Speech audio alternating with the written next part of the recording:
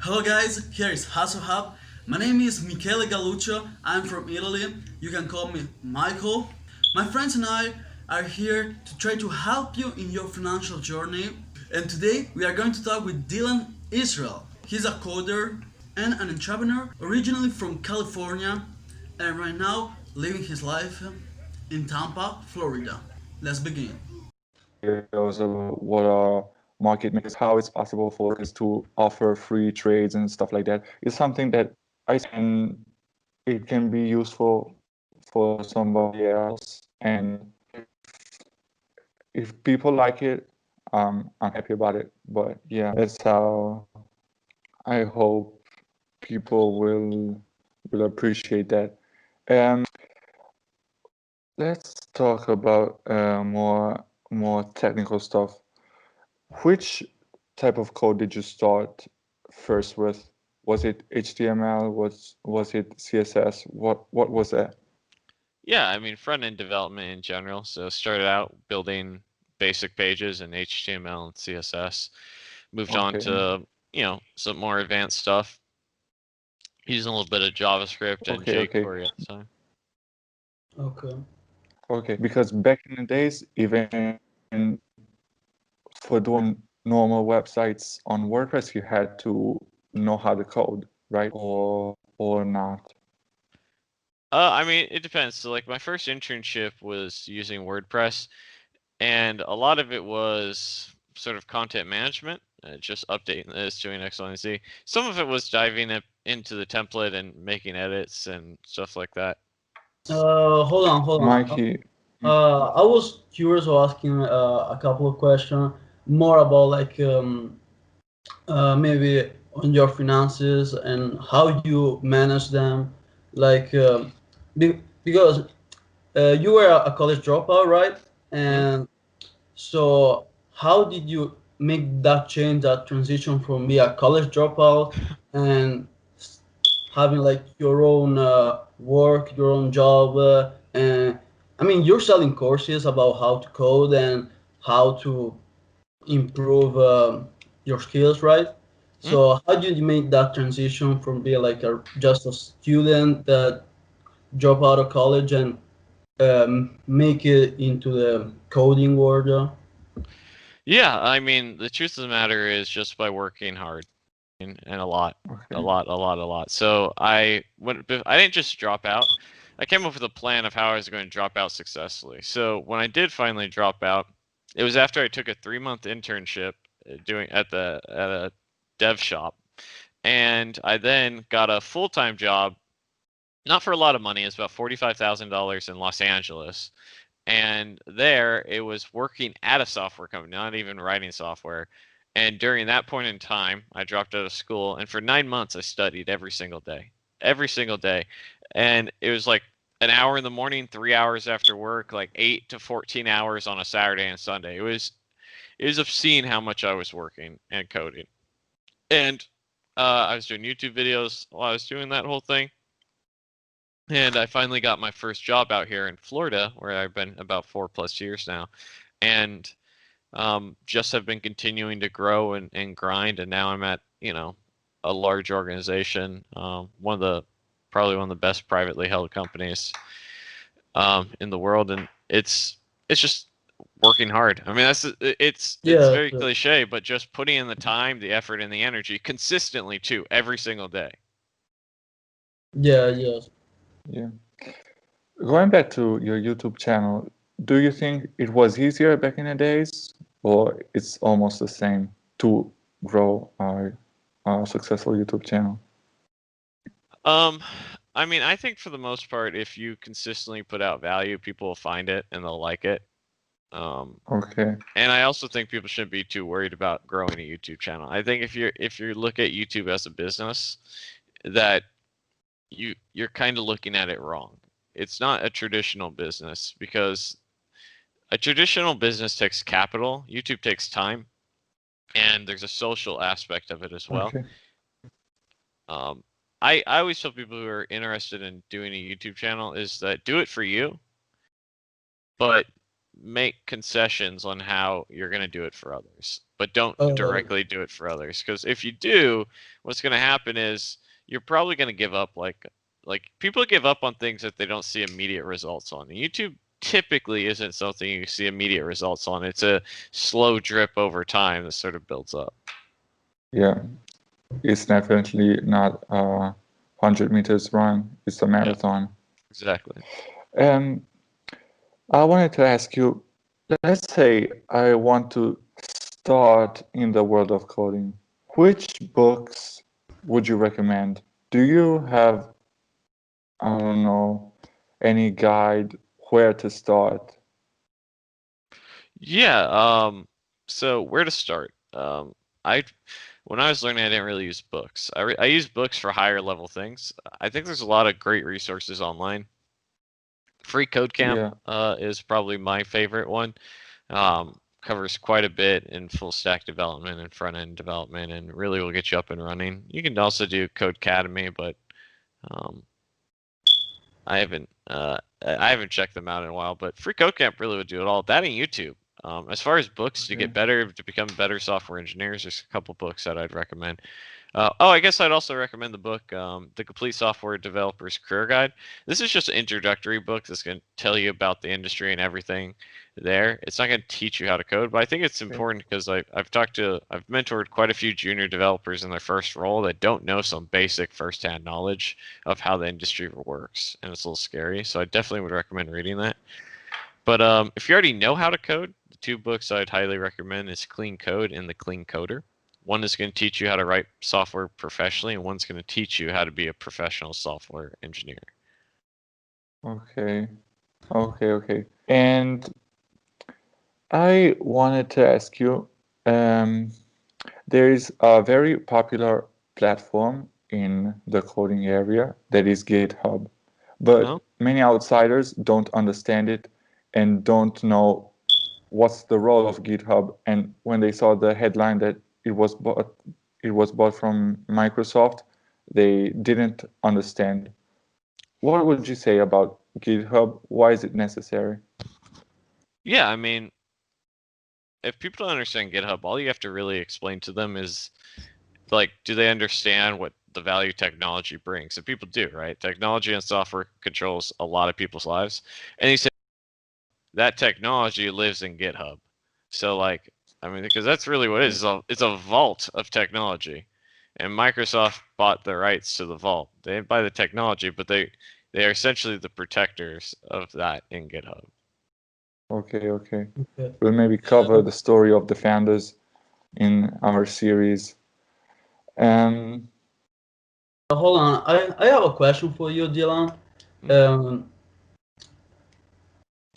I saw like in your videos that you say something about goals and how they change through times. Yes. That and so I want to know like what was your goal when you first dropped out of college, and what are your goals right now? Yeah, it's an interesting question because it's been something that's been on my mind a lot lately. But more or less, my goal when I dropped out of school and was pursuing to be a software engineer was pretty simple. It was not to be broke and hungry. I was sick of being broke. I was sick of being hungry, and I was sick of like living a shitty life. And I knew that I wasn't thriving in college. It just wasn't a good environment for me, like it was for some other people. But I also knew that it wasn't because I don't know how to work hard. And so I took a different path. But that was my basic goal. And the goals in the coming years have been to become a better developer, make more money, have better benefits, and really set myself up for a good future. And I've done that. My goals right now are slightly different because I had a relationship end about 9 or 10 months ago that really it was about we were dating about 9 or 10 years. And so a lot of my goals were directly, they're tightly coupled with my ex at the time. And so these last 9 months or so have been sort of a transformative process where I'm figuring out Mm. a little bit about what are Dylan's goals, not April Yeah. and Dylan's goals. And I have a couple ideas there. Health and fitness has been one. So I've been working out and dieting and exercising for a couple months now, and that's going rather well. Increasing my salary is another, whether that is, Yeah, uh, I want to ask you something about since you brought up the health and fitness. mhm. How did you manage it, right? I mean, during the coronavirus, and because in Italy we have a lockdown and nobody could walk around like normally. Mhm. So how did you manage that part? Yeah. So two things. One started much later, but I bought a Nintendo Switch, which has the Ring Fit Adventure, which Okay. uh, which is if people don't know, it's the little ring. You're running in place. You're doing squats. You're doing crunches, Oh, whatever. And oh, okay. I remember. Yeah, okay, okay. and There was so something similar with the Wii. I don't know if yes, you remember. exactly. Same thing. So it's on the Switch and it's a slightly different peripheral. Okay. Um, so I did that 5 days a week. I still do it to this day. I love it. I started this year around 195, 198. I'm down to about 165 right now, and That's pretty good. yeah, and I'm much healthier, like physically. I feel much healthier, but um, that and then about a month and a half ago, I started doing getting freshly prepared meals delivered of keto meals. I don't follow keto super strictly, but really just the healthier meals that I eat. And that have been the two things: just exercising 5 days a week. Um, and now I'm doing. Not recently, I added pull-ups and push-ups to the routine. Oh, But okay. Yeah, putting uh, some muscle on. Yeah.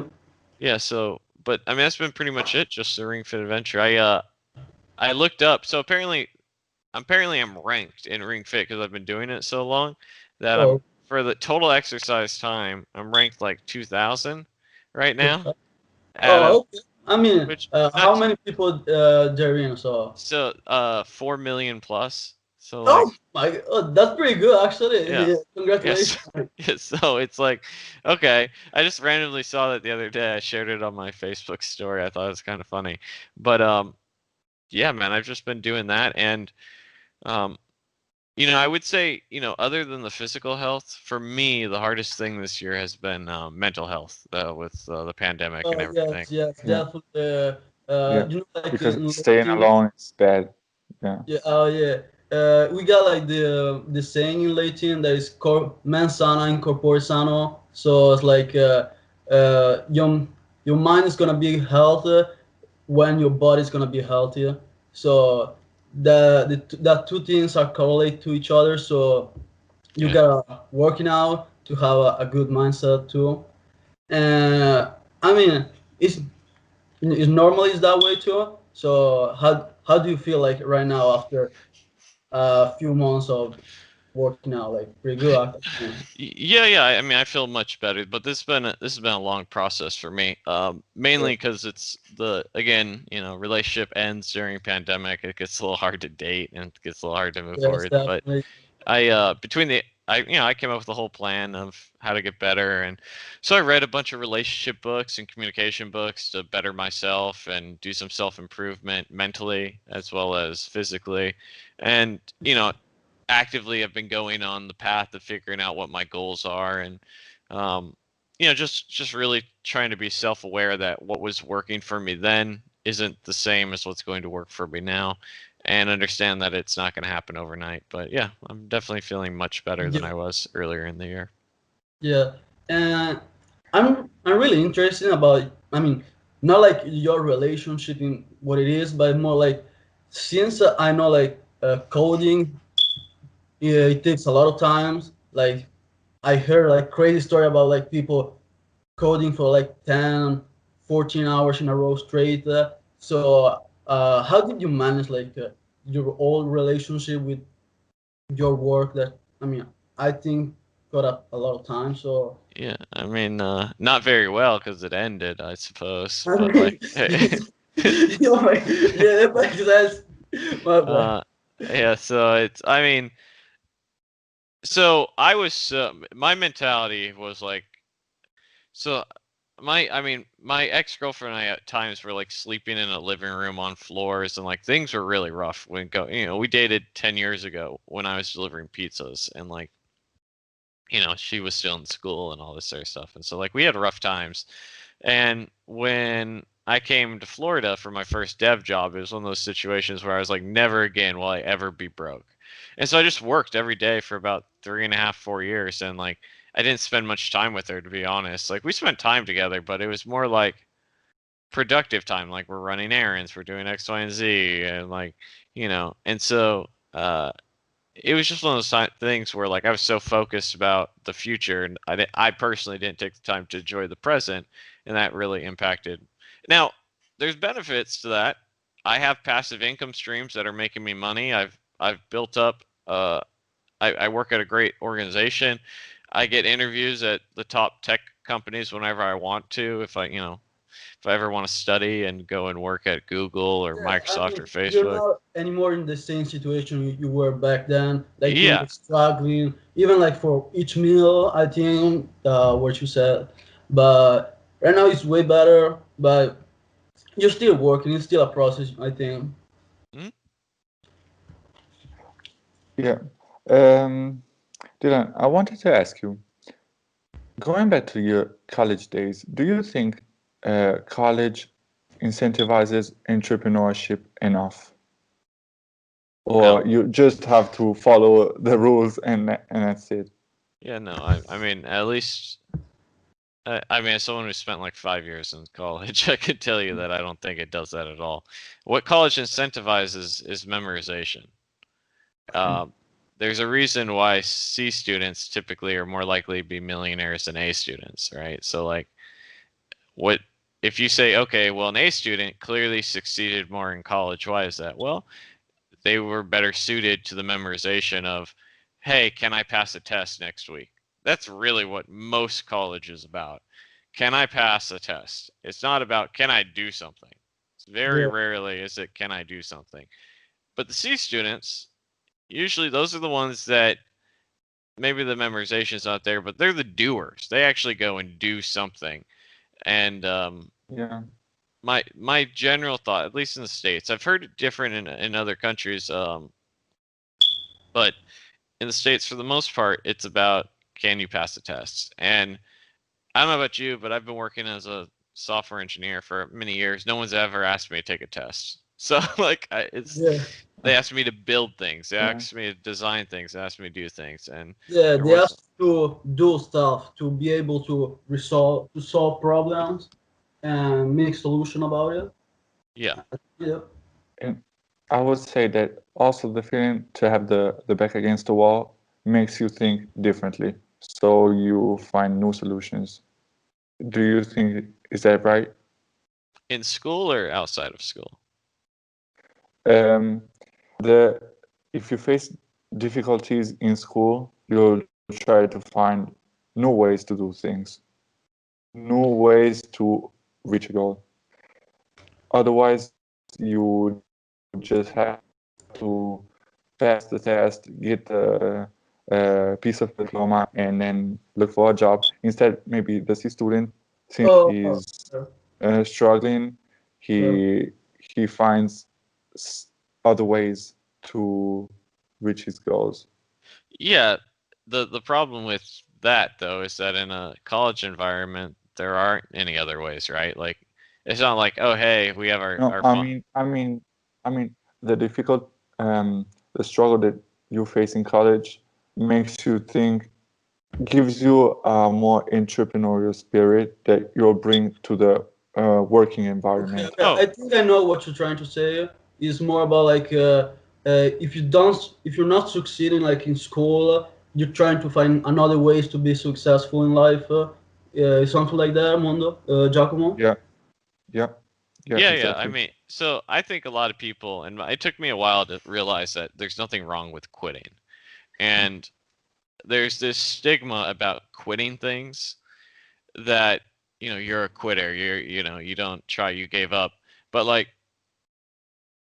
quitting is something that's perfectly healthy and acceptable if it's something's not working for you, you stop doing that and you move on to something else that is going to work for you, right? Like you don't stay in a toxic relationship just because you're in it. You say, okay, this isn't working for me. Let me go do something that's healthy and going to work for me. And college for me was one of those things where like it took me many years to be like, okay, I'm miserable. I've been miserable. This isn't working. I'm not really growing. And so Yeah. what can I do differently? And now some people may be like, "Oh, the self-taught path's not for me," and college is. But if you go and it's like anything else. You go and you exercise, right? If you don't find a way that works for you, you're just gonna stop exercising. So quit that program, try a new one. And like so few people are afraid to start things because they don't want to have to quit it because they're so afraid of being a quitter and people judging them for that. Yeah, shit.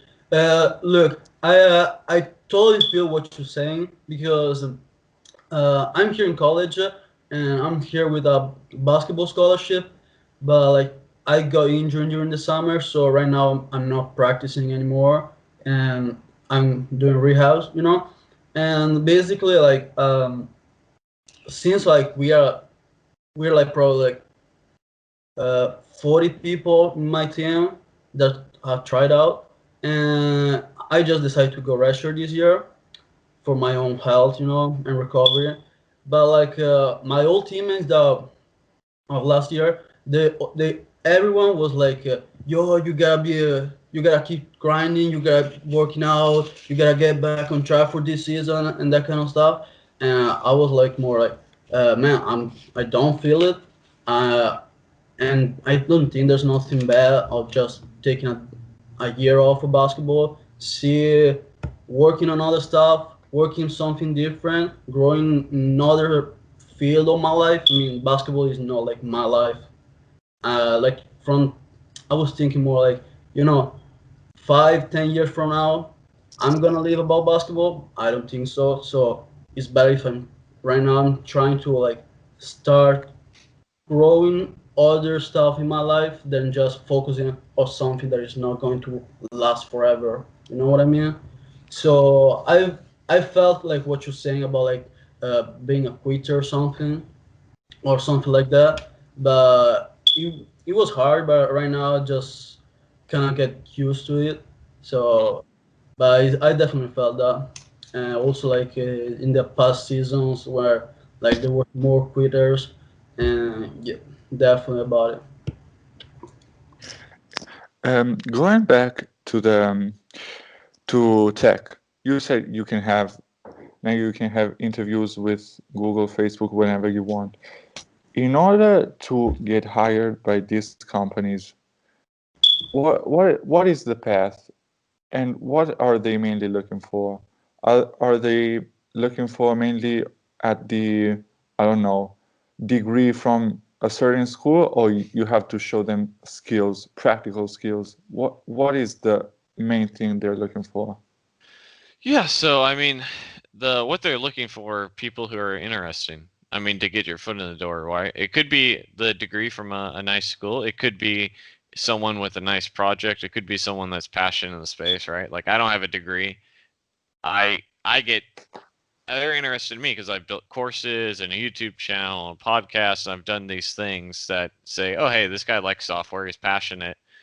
Let's Yeah, see what we can do with it." That's you why I got get real interviews. experience, right? You got Yeah. more real experience than just theory. Yeah, Like, yeah, and man, I stand out in a sense, right?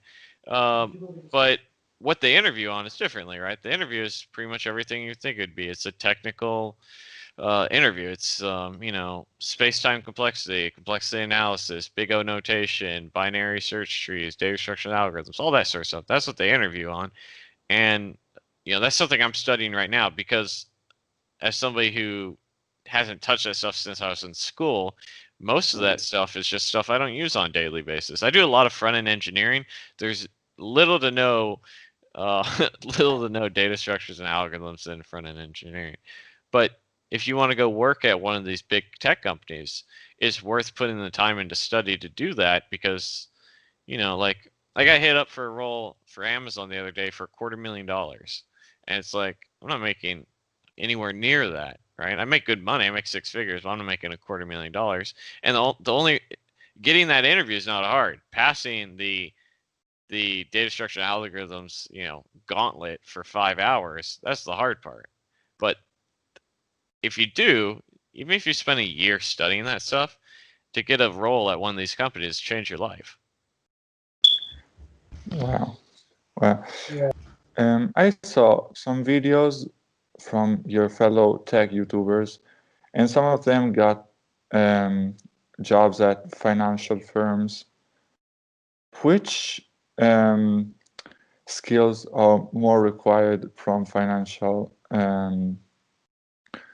companies? Was it Jomatek who got the work at Citadel or something like that? I don't know. I haven't been following Joe Matek for quite some time. I know who he is, but I'm not a fan. But I mean, I think so I've had offers at some large financial institutions, banks, investment brokers. I've never gone and worked at them, but I have passed the interviews and had actual hard offers. And generally speaking, they want similar skills. Now, if you have a passion in finance, which I do, so like maybe that's played an important part of it. For me, I don't carry debt. I have an emergency fund, rainy day fund, and I invest about 40% of my income typically. So like from a financial perspective, if a finance company is interested, I have a little bit more interest in things, because I'm doing research on mutual funds and ETFs, and so that will help. But generally speaking, I think all they really want is someone who can do the job. Mm. Okay. So hold on, just we're talking about investment. Like, so you just said that you invest mostly in ETFs, right? And what are other fields, other stuff that you invest in, or are you interested in investing? Yeah. So typically, so the way I want my portfolio to break down is I have about 10% in crypto. I have about 20 to 30% in home equity. That's the goal there. And then let's just say that leaves me about 60% that's going to be in ETFs and mutual funds. And that's going to also comprise, that's not going to take care of my 401k. That's a separate thing. I'm just talking about actual like semi-liquid cash, right? Or liquid assets. And so as far as the ETFs, and obviously I'm not a financial advisor or anything like Yeah. that. It's just, but as far as the ETFs go, I typically just buy some basic stuff, S&P 500, tech leverage tech leverage ETFs, and leave it there. I mean, Okay. You're not a high dividend guy. well, all of them have dividends, right? So like I think the S&P 500 do dividends like 1.8. It's not great, but But there are some ETFs that give something like 3 or 4%. yeah. You're not that kind of investor. You're more for No, growth. yeah, for the most part. I figure as far as the dividends go, I'm reinvesting them anyhow.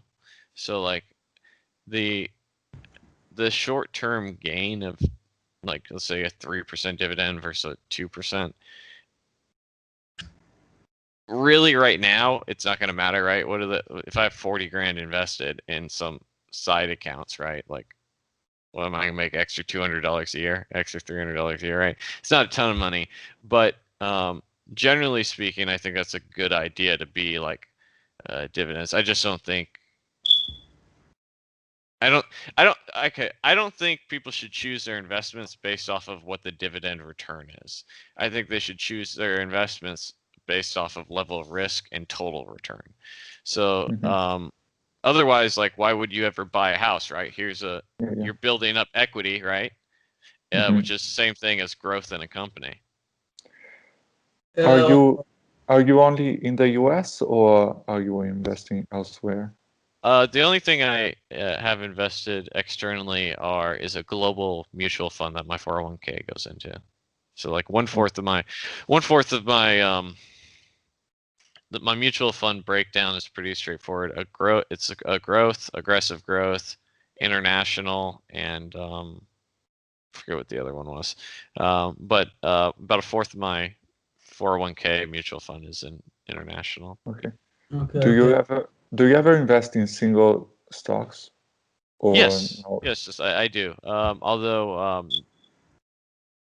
not any high risk single stocks, high risk, Okay. but so things like I do tech companies, I do some media companies, so Microsoft, Okay. um, Disney. I did Yeah. recently when I buy a bunch of cruise line stocks, so. Oh, okay. Okay. And I'm curious about like when did you start investing or like buying stocks, ETF, or all that kind of stuff? When did you get interested in this world? That I mean, I it's mean, not I like was coding, but it's like different. You know, like I mean, I was always interested in it because I never ever wanted to be somebody who had to work a job. And like the only really way you do that is by working, making money, and then doing something with that money. Whether it's real estate, whether it's investing, you know, I don't I've lived paycheck to paycheck the majority of my life. I didn't want to do that anymore. And like saving and investing is part of that. And like if someone's never not lived paycheck to paycheck, they should try it. It's much better to not have a slightly nicer car than to than to figure out where $500 is coming from, right? So, um, yeah, I mean, just really like anything else, setting goals, knowing what you want, and then figuring out how to accomplish it. okay, And it's not like it's going to be smooth. For the first thing I invested in was peer-to-peer lending, and I put like 5, 6 grand in that. I think I got a negative return on that over 3 years, and no, like that whole industry is gonna collapse if it hasn't already. And so I typically encourage people to like, get started investing earlier because you get bigger returns, but also, or for the most part, if you make a mistake, who cares? You're in the early part of your career. This is the time to make a mistake, right? yes, definitely, You can yeah, get a financial advisor. Like for me, right? I put 5 grand in peer-to-peer lending. I didn't make any money. Like, okay, I lost probably a couple $100 here or there. But like, what if I put 500 grand into something, right? yeah, yeah. I mean, like the early you start, like even you're gonna make mistake at the beginning, so the early you start is gonna be better probably. Yeah. Yeah, and you'll learn from it. Like the way you learn to play poker, if you really want to learn, is you play for real money. And so, why do you play for real money? So when you lose, you can start trying to figure out how not to lose because it's costing your ass money. And that's like really how you're supposed to learn how to play. And it's kind of the same idea. Yes, definitely. Uh, What is your take? What is your take on the recent IPOs? Did you see Palantir? What Uh, what what do you yeah. think about? So I haven't been following that one too much. There's a few IPOs that I've bought, but I haven't bought a ton. Like I bought Fiverr, and that thing went to the moon like 600%. I only bought 4 shares. It's like I just um, happened to have like an extra $120 or something in my usual investments like biweekly. And I was like, I'll just pick up some Fiverr. It came out today. And like same thing with MongoDB. I picked up MongoDB. I bought like 5 shares and I sold it when it doubled. That's up like 600%. I don't know. There's real tech companies out there that you can put money into, but none of this like fake ass tech company stuff. Like WeWork's not a tech company, right? They're never, they were before they didn't IPO, but they were supposed to go and be like worth $50 billion or some scam like that. Or then you have recently you have Nikola who just went crazy. And then, you have some of these companies like the what's that cycling company? It's not, is it Peloton? No. uh, um, The bike with the monitor on it, that company's worth billions apparently. It's like yeah, some yeah, we saw that around. Yeah. yeah. I don't invest in tech companies that are a single product. I invest in tech companies that have platforms. 'Cause platforms have lower overhead and make money, and they're actually tech companies, and they deserve that multiplier that they have actually earned. I mean, it makes sense because I mean it's low risk, it's lower risk, and you can make more money out of it. Yeah, and like whenever Airbnb IPOs, I don't care what they come at, I'm probably gonna buy it up.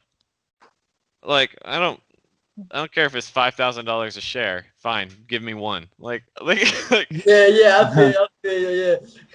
I mean, even a small piece of big cake is still a big piece, so it's the same. And hold on. Damn, I forgot what I was about to ask. Like,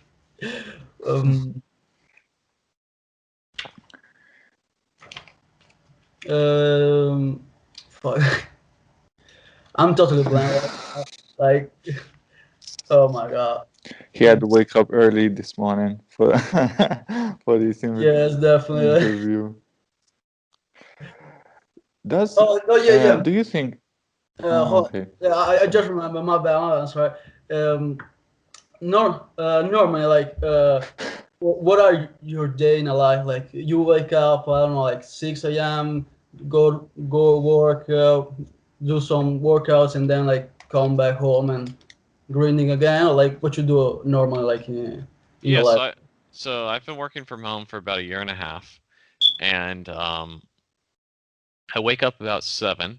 I sort of I shower and take a walk around my community, and then about 8:30 I start my day, and I'm in meetings for like 2 hours, like sometimes an hour, but usually it's between an hour and 2 hours. And whenever I feel like the meetings are wrapping up, I start to take some pre-workout, and then I go and I work out for an hour after my meetings as an early lunch break. I grab my lunch, come back to my desk, and then I work the remainder of the day. Um, but that's pretty much it. And then after work, I just handle whatever it is I'm doing in the meantime. Usually it'd be projects. Right now, this has been the first time in a couple of months I've taken about 2 months off of working on projects. First time in about 5 years I've taken a break, and I'm ramping back up in the near future to go and tackle some new things. But that's typically what I'm doing. Oh, okay. And I mean, how did you like uh complement like your life, which I mean your working life with your social life? Like, are you like a person that going out a lot or go party or like even like go dinner with some friends, something like that? Or you more like I don't know, Yeah, internet person, like I mean, I typically like to go out and eat and do all that sort of stuff. Especially being a single guy. Most of my family is 3,000 miles away, and so it's like, okay, well, dating and doing all Mm. that, you know, that's a grind. But yeah, I mean, the a healthy work-life balance is more important to me than almost anything else. And the way that I do that is, one, I don't work overtime.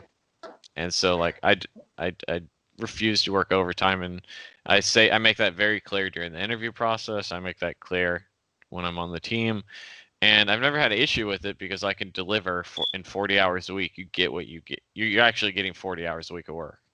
Um, I also don't put any email or any chat things on my phone. If you want to contact me about something, you got to call me and we got to talk about it. And if it's too much of a hassle for you to call me, then it's not worth my time to interrupt my dinner or interrupt my outing. And I've been doing that for about 3 years now, and I haven't had any issues. And if anything, it's made me much happier than probably a lot of my colleagues. oh, it makes sense. I mean, Okay. you make like a clear difference between work and your social life, your personal life. So I think it's pretty good actually. But what I want to ask you is, given the fact that you built what you built, what you built, Giacomo, with, yeah, Dylan, can you hear him? No, his video's been frozen. Oh, yeah, me too. Giacomo, we couldn't hear you.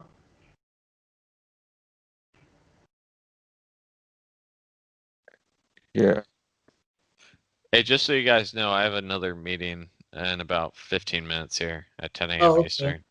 okay. Uh, my God, I'm so sorry about that connection. I mean, like this is the first time we're doing this, so trying to figure out better like everything. So It's all right.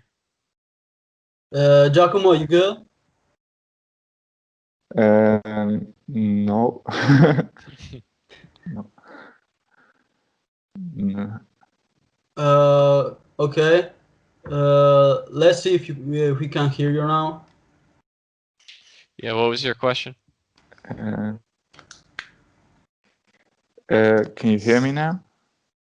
Yes. Uh, okay. Back in the days, given the fact that you built what you built, did you have to compromise social life with work or not? Yeah, yeah. I mean, I compromised my personal time.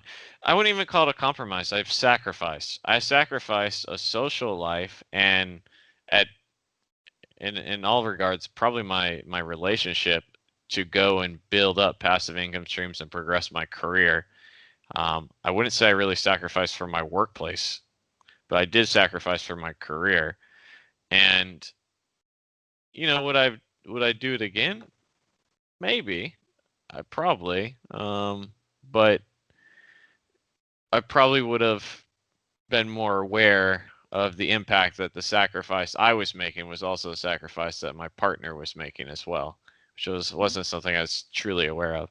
And so, but yeah, I mean, it's listen, if you're everyone works a 40-hour week job, but you know, when you're working 80 hours a week, you're working essentially two full-time jobs. It's just those extra 40 are in something that you're building passive income on and progressing your career. And so it doesn't leave a lot of energy left for you for other things or other people. And the stuff that it does, it's not really the best energy because you're burnt out after doing that for a couple of years or even a couple of weeks. Yeah. The Uh, I would the like. last Yeah, I would like to make like one last question, so you actually have time to go to your meeting, so you don't rush out. And what is like a suggestion or like something that you would like to say to a 20-year-old guys like us to make about like your life and working or lifestyle, whatever.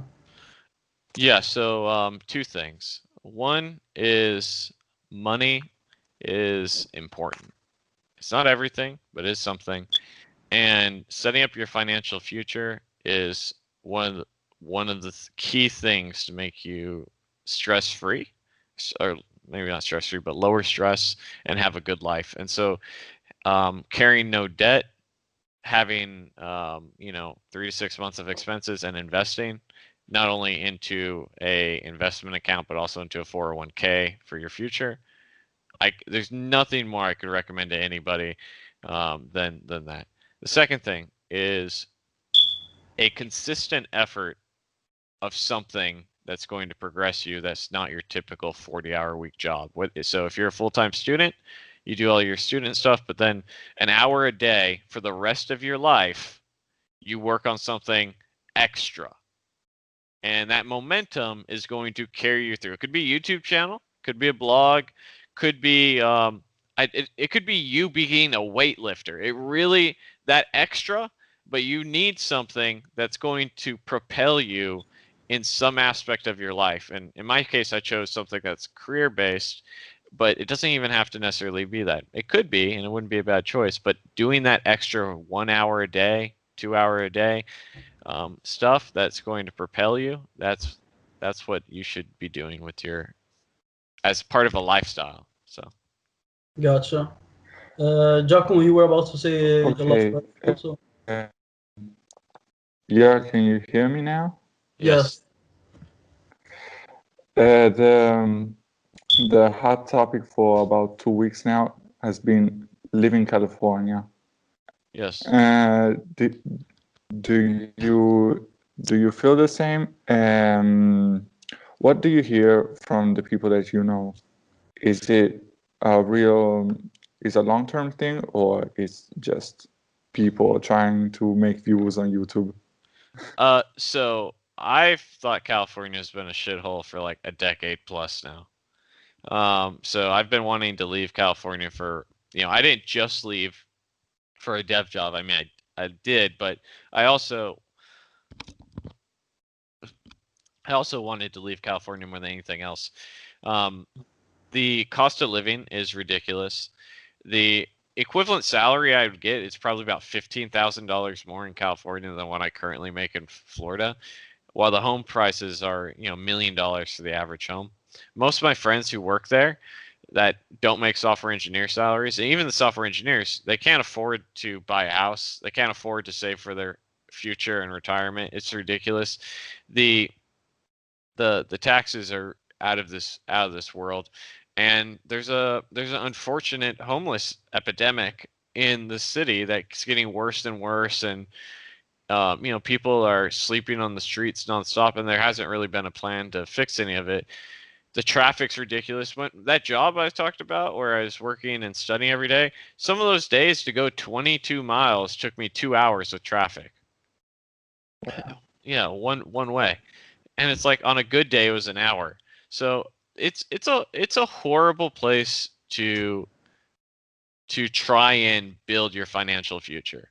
And as somebody who doesn't want to be super congested, like for me, I live in this gated community, and like I bought it because it was like a safe investment. But in the future, what I want is some land kind of in the middle of nowhere with a house on it, and like that's not what I want.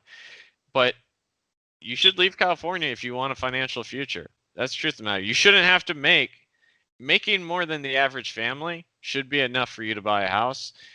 You shouldn't have to make $250,000 or $500,000 a year to really enjoy California, and that's what you need, in my opinion. I have family there, and I think they're all making poor decisions being there. Okay. Okay. Thanks. I appreciate it. Yeah. Thank It you for was your great time hearing from you. and for being with us, like on a Saturday morning. Yep, no problem. Good luck with everything, guys. Thank you. Thanks. Bye. See you. Have a Bye. great day. Bye.